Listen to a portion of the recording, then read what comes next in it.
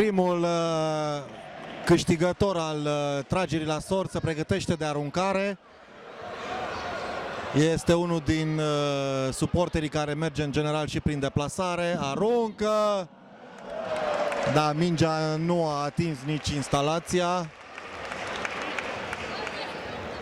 Să avem îngăduință, suntem totuși la nivel mai mult decât amator. Aruncă, a doua aruncare și înscrie!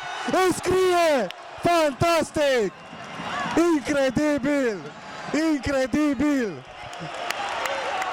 A doua ediție se încheie cu un nou câștigător al aruncării de milioane. Pare că nu este chiar atât de greu, după cum anticipam. Am avut la prima ediție un câștigător pe Nicu Scorvelciu, probabil că cei care vin de mulți ani la sală îl cunosc. Avem un nou participant care a reușit să înscrie. A aruncat între timp și cel de-al doilea câștigător al tragerii la sorți.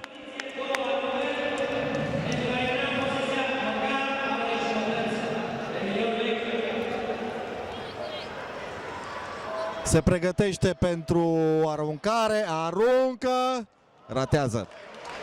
Ratează. Cel de-al treilea câștigător al tragerii aruncă și ratează.